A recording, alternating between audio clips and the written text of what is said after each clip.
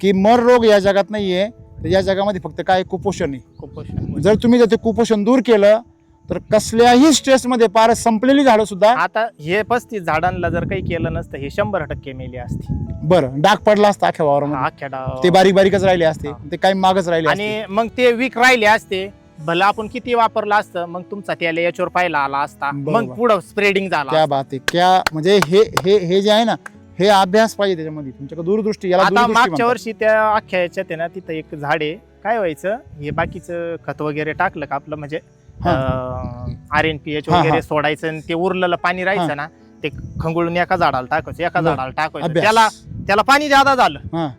काय यांच्यापेक्षा त्याला पाणी ज्यादा झालं. म्हटलं उरत कायला ते जाऊन द्यायचं, बरं, आपण कसं म्हणतो चाटून हा, हा. पुसून खाणे, बरोबर बरोबर. तसं ते त्या काय झाडाला केलं टाकलं, तुम्ही? त्याला पाणी ज्यादा झालं पानकाळ्यामध्ये, तेवढ्या एका झाडाला टिपका आला होता, टिपका आलता. आला होता. बाकी पण कुठंच बाकी नाही. कुठंच नव्हतं, त्या झाडाला होतं, त्याला ओर पाणी झालं. म्हणजे राम सर नेहमी सांगता पाणी लई पाणी हे लागत विष नाही. आहे. याच्यावरून मी ओळखून घेतलं डाळिंबाला पाणी लई लागत नाही. पण सरांचं नाही ऐकलं भाऊ.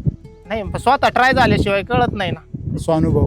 हा, याचा त्याचा सल्ला घेण्यापेक्षा माझं वैयक्तिक मत, स्वतः ट्राय कर. थोडा तोच विषय घाट्यात ना. जाईन पण परफेक्ट एकदम 100% आयुष्याचा निर्णय मिळाल ना, हा. पण ते लोक करत नाही. बरोबर आहे की नाही? घाबरतो. नाही नाही, लोक नाही म्हणता हो शेतकऱ्याचा नंबर द्या ना, शेतकऱ्याचा नंबर द्या. का त्याच्या जीवावर पंढरपूर गायचं तुला, त्याचे झेंडे हो. माझं तर म्हणणं आहे, कोणाला फोन करण्यापेक्षा आणि हे करण्यापेक्षा आपण स्वतः यूज करून पाहणे. 4 जणांवर प्रयोग करा ना तुम्ही. तुमच्या लय अख्ख्या वावरावर करायची काय गरज आहे लाखो रुपयाचा. बरोबर आहे की नाही? हा, म्हणजे हे महत्वाचा विषय.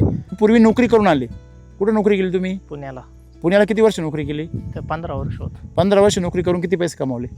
ते काय एवढे म्हणजे सगळे साठून 30-40 लाख रुपये होते आपले. काय बात करता? हा.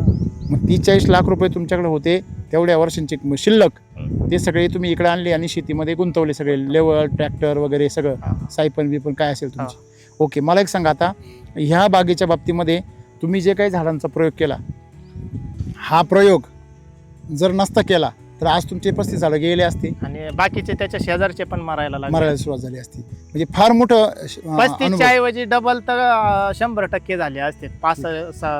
70 तर आरामशीर मेले असते. ठीक आहे. म्हणजे आता आपण एक लक्षात आलं की जर आपण जर पोषण भरपूर दिलं तर कुठल्याही प्रकारची समस्या शेतीमधली काय होऊ शकते, येत नाही. दूर होऊ शकते. बरोबर आहे ना?